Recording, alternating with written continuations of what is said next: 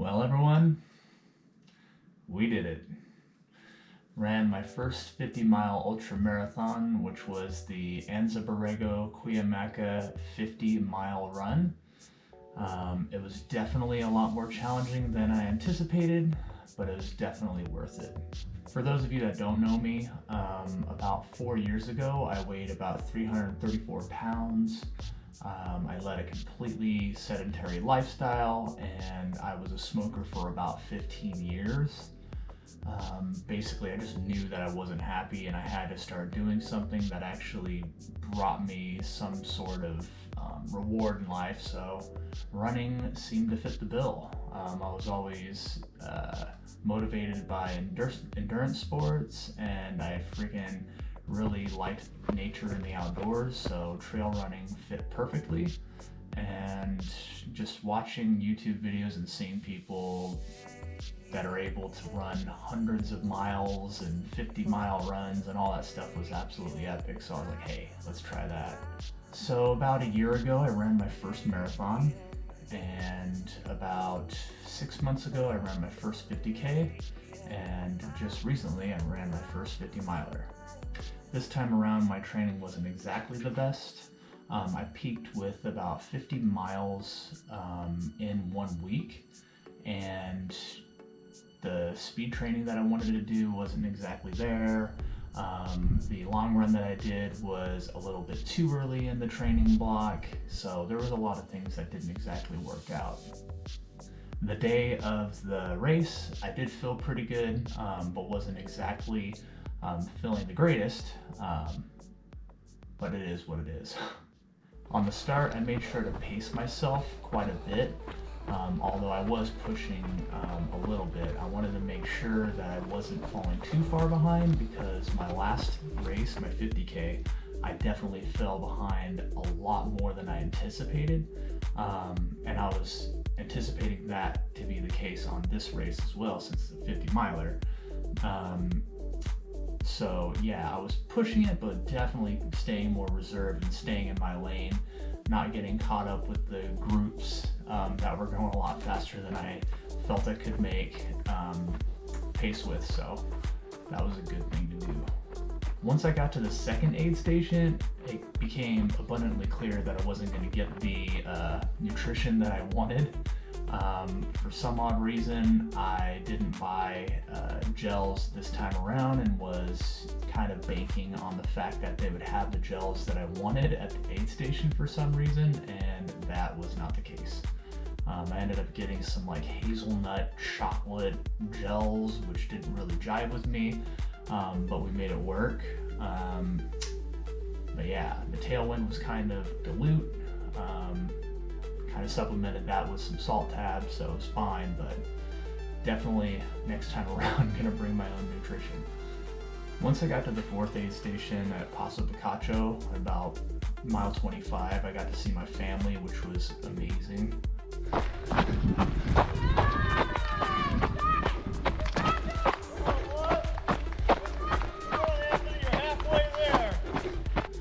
I definitely needed some pep talk that time, and I got to see family, which was awesome.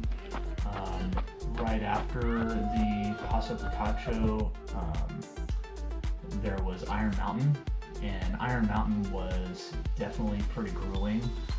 My legs were already kind of dead, but not too bad, but I was being smart and I hiked the entire mountain, at least the ascent. And then once the downhills came on the other side, I did try to get in some good speed, but it was just being careful because it was quite technical. After Iron Mountain, there was a flat valley that kind of accompanies Lake Cuyamaca around that region before the Pedro Phages aid station at mile 35. And pretty much all the flats and all of the inclines I was walking. I was trying to run a lot of the flats, but I couldn't necessarily get too much turnover.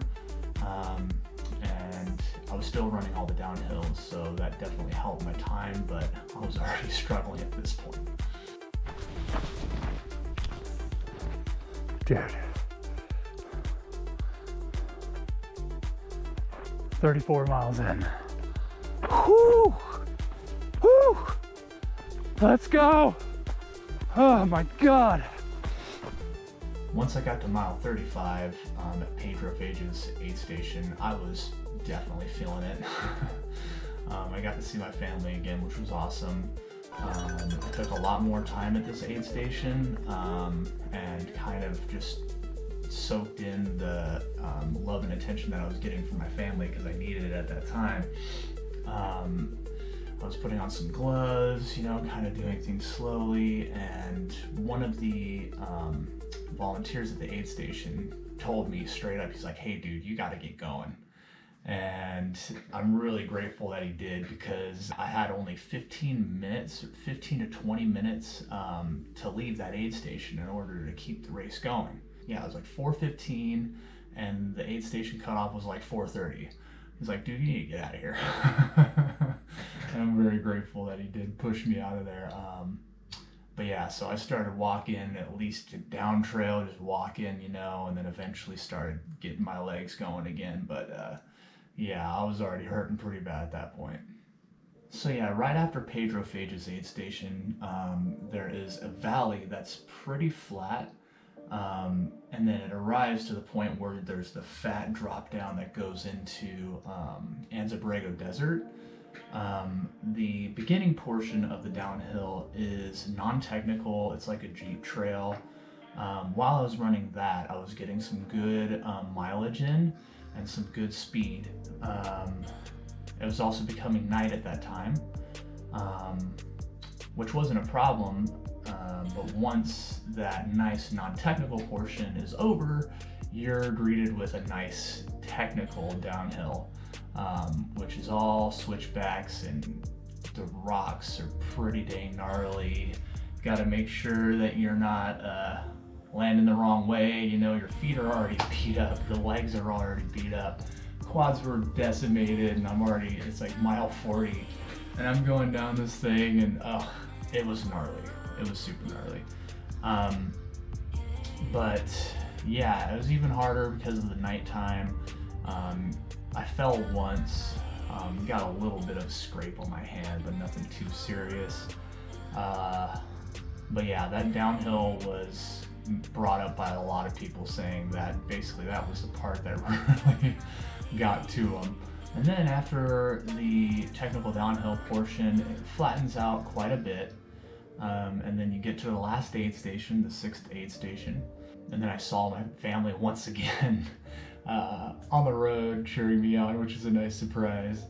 But anyways, so once you're on this flatter portion after the huge downhill, there's nothing but sand wash. It's all just like you're running on the beach type soft sand, and that was definitely a variable that I didn't think about. The flatter portion also has some areas where you gotta kind of, you know, just climb up a little bit, you know, not like a scramble or anything like that, but I'm just saying, like, you know, when your legs are dead, you gotta like go up things. It's just ridiculously hard. About 2 miles, so I have about 4.5 miles left, and then my watch dies. So I was using my watch for navigation, which was somewhat helpful, but in all honesty, the GPX that they had on their website was kind of iffy, because I couldn't see my estimated time of arrival or what time I was, you know, shooting for, or what pace I was going, so that sucked. We were lost. It was me and another runner, and we're looking, and we're like, where the heck is this other flag, man? We waited for this other runner to come, and she was like, oh, let's try to go this way. I'm like, dude, there's no way this is the way we're supposed to go. You know, and then all of a sudden she's like, oh, let me look over here, let me look over there, you know, and then boom, she's like, flag! And we're like, oh my God. So we just start running that way.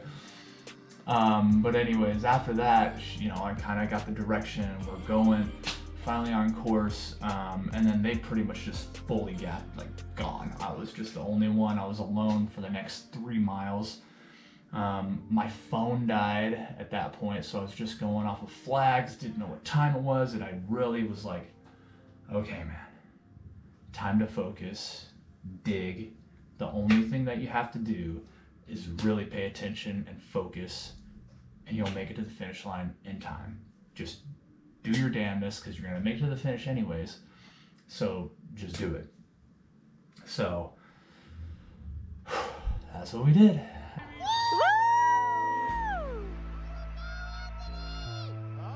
Go, brother! You're almost there! Go, brother, go! Woo! Go, brother, go! Woo! We made it. It was 14 hours and 15 minutes. I had only 15 minutes to spare, which is just insane. I was shooting for 12 hours. Obviously ridiculous given the time that I made.